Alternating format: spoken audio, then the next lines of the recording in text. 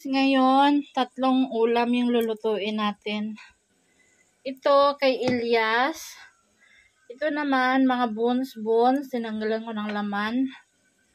Para sa ating adobo. Ito naman, pinalambot ko to. Tingnan natin check kung malambot. Nilagay ko to doon sa gas, sa ano. Oh, malambot na.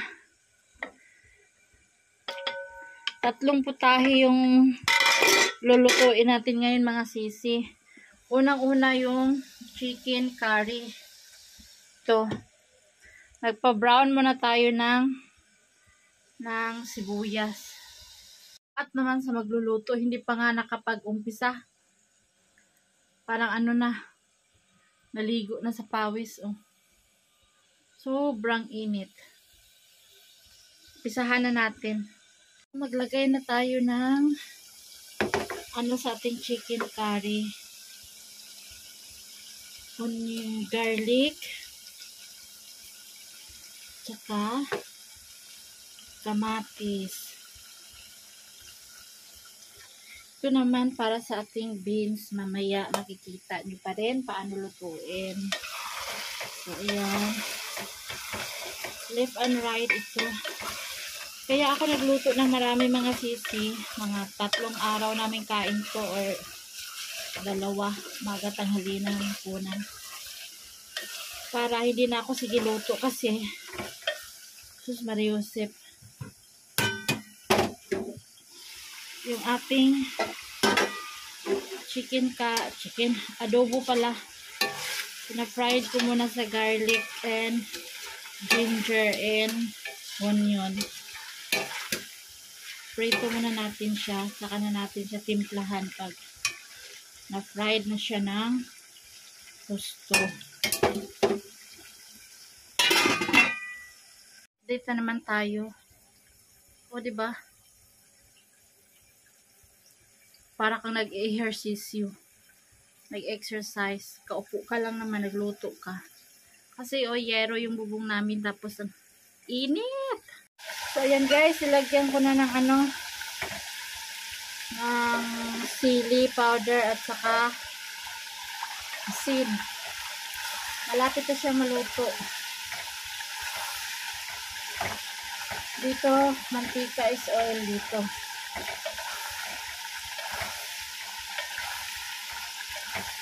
So, lutuin talaga natin siya sa mga vegetables. Diba wala na kayong makitang vegetables, oh. Mapipaste na yan siya. Halukayin lang para hindi madukot. Masunog ang ilalim. Hinaan natin yung apoy. So, dito naman tayo sa ating adobo na na-fried na. Siyempre, ilagay na natin yung tuyo. Pampalasang tuyo. At saka, gusto ng mga bata is medyo manamis-namis.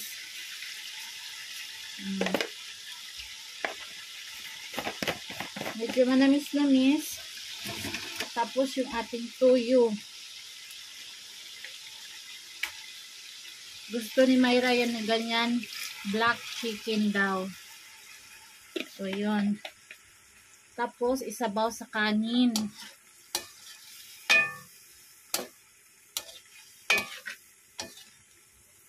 So, yan. Palambutin lang natin siya ng palambutin.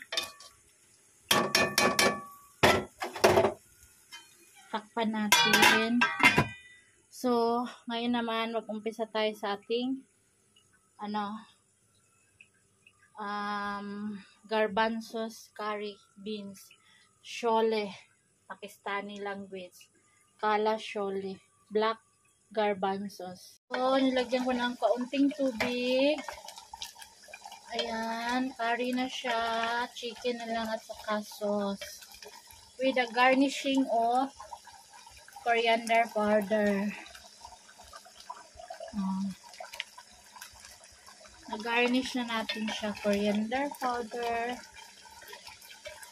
Pampabango.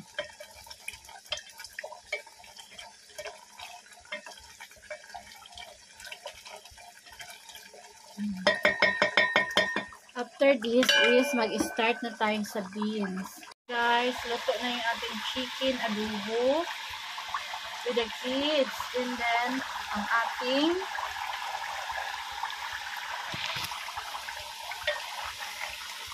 chicken curry.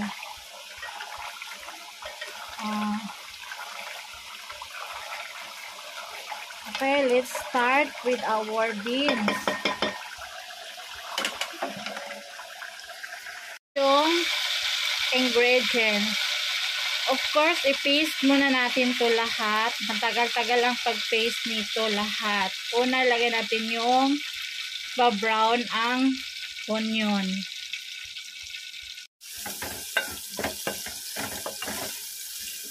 Brown muna natin. Yaan muna natin. Takpan.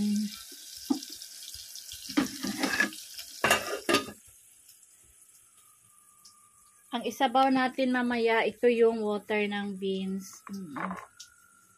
Pwede ito kainin.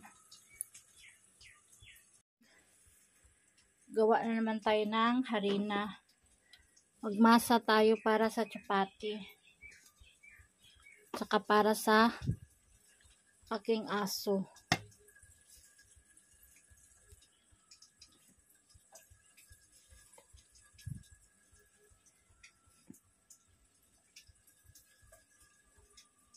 Yan. Masahin natin yan. Kasama na tayo ng harina. Bilangin nyo kung ilang tulo yung pawis ko, ha.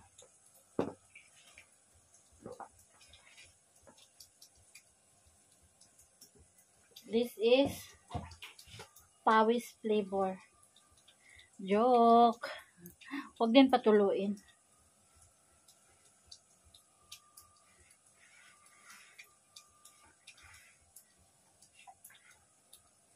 Tingnan nyo, ha. Pakita ko sa inyo paano magmasa.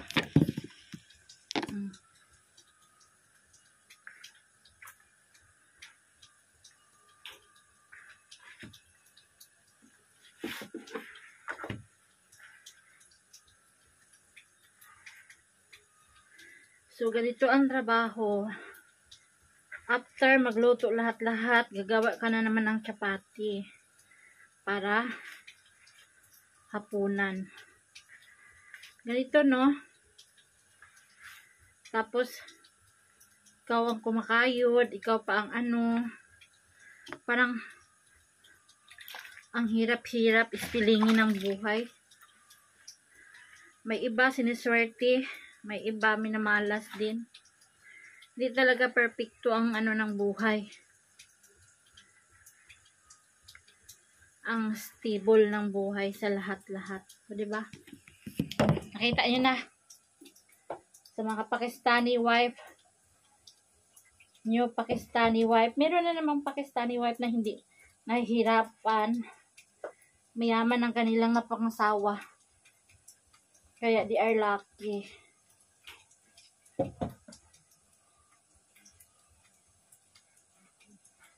Sino ba naman matutuwa, no? Ganito yung forma.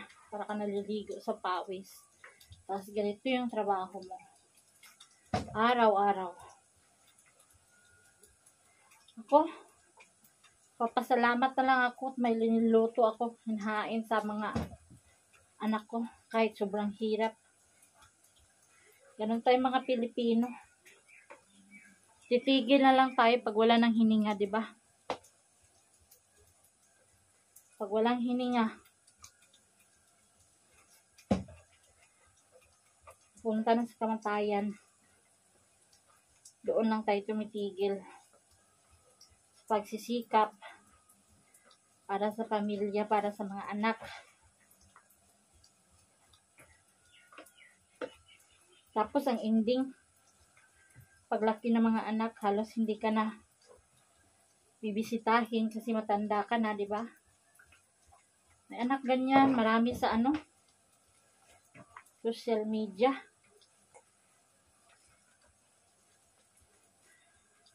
Ay. Hipayin muna natin. O, nasunog na yung aking ano.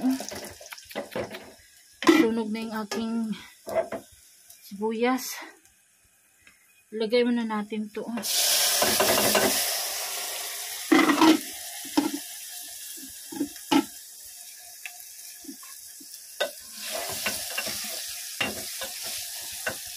Litsugas.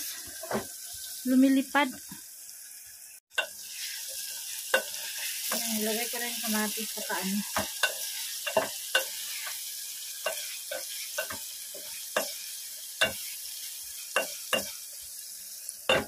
Yeah. Use muna tayo sa ating harina. Masahin ko muna ng 2 kamay.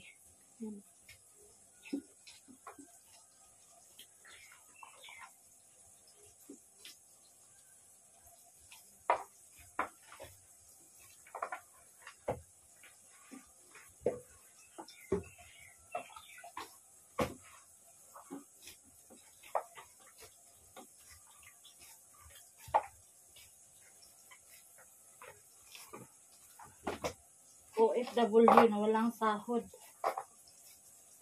Ganito ang ginagawa ng mga OFW kasi isa lang kinakain dito. Kubos, chapati.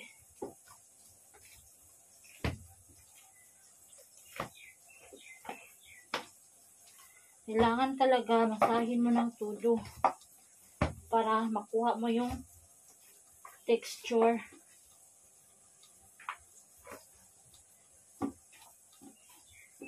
Huwag patutuluan ng pawis kasi magayuma yung kumakain.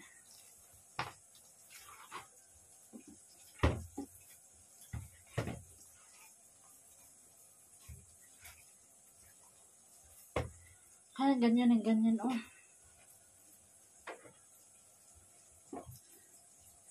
Tapos na kay. Erase mo natin to sa rep.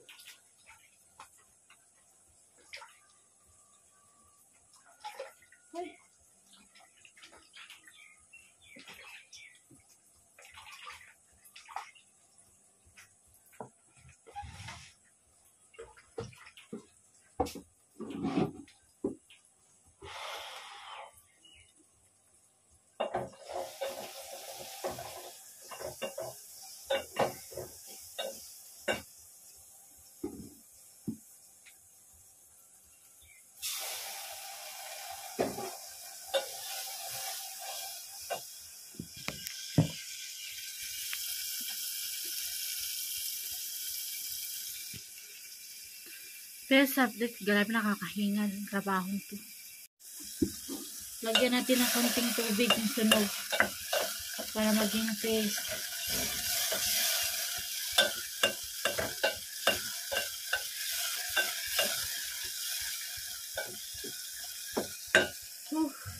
Ayan na guys, malapot-lapot na. Natunaw na yung ating gulay.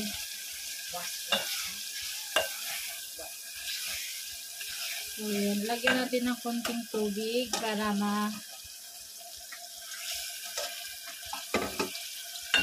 paste talaga siya. Ayan. Lagyan ko na ng asin saka chili powder. Pakuluin natin, pakuluin para maging malambot ang mga gulay. Takpan na natin yung ating beans. Kasi malambot na lahat ang vegetable. So, i-fry pa natin yung beans.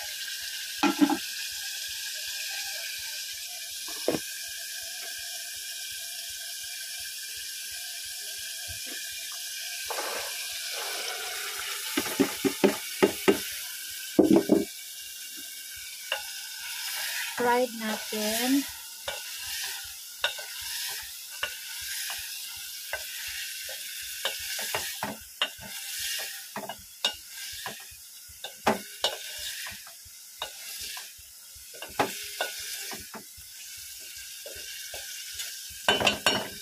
So, fry muna natin. Mga 5 minutes. Again, we garnish the oregano.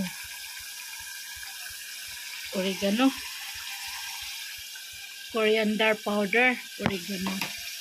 Oregano to sana sa Mindanao lang ng oregano.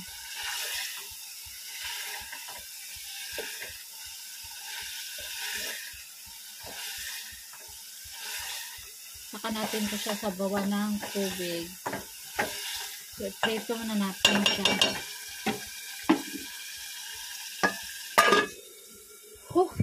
Tapos yung ating lutuan. First, adobo chicken curry. Tapos, yung garbanzos.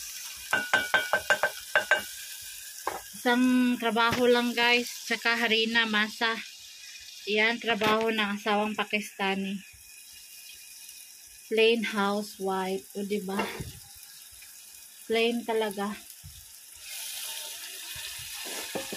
Okay, bye! Thank you for watching. Sinisip ko na ako sa init. Luto na lahat. Good for 3 to 4 days itong kainan. Breakfast, tanghalian, saka almusal, dinner. Pasok muna tayo sa loob. Mamaya na tayo magawa ng chapati. 5 pa naman, mga ano tayo gagawa. Mga 7. Magpalamig tayo ng mga 1 hour sa loob. Hangin tayo electric pan. Init. Pahangin muna tayo. Basta ang aking damit ko. Hanggang sa baba. Inom tayo ng ice na tubig. Diyos ko, init. Damit ko, sobrang pawis. Pati yung leggings ko hanggang tuhod. Grabing pawis talaga. Pag ganyan ba naman araw-araw, siguro ma-heat stroke tayo, delikado. Kaya inom talaga ng maraming tubig. Sa trabahong yun, isang ganito yung nauubos ko. Malamig yan. Papawisan ka, pero babalik din yung tubig mo sa katawan. Mamaya na naman, papawisan na naman tayo magawa ng chapati. O, diba? Life is very complicated. Life is hard. Kung si Elias Pawat is love, love is 6. O, 6 lang ang alam niya. Ano? What is love? Love is 6. 6 is love. O, ganun lang kadali. Ganun lang kasimple, diba? Kaya kung habaan talaga yung patience mo, pasensya mo, hanggang Pakistan to Manila yung pasensya mo kay Elias. What is love? Love is 6. 6 is love. Oh. Very good ang answer. That's it. Toldok, diba? Naman, ang love is hindi lang nakabase sa 6. Love is you are the one who sacrifice of everything. You know how to sacrifice. You know how to provide the family, the needs of the family. Enrich and purporer. That is love. Mag-antos sa kasakit o kalipay. O diba, rich and purporer, diba? O diba, napagod lang ako guys. Kaya nagyaw-yaw ako saglit. Tapos na, inom na ako ng tubig. Bye mga sisilab. Please subscribe our YouTube channel, Rosana Ilyas. I'm very tired for today's video. Salamat!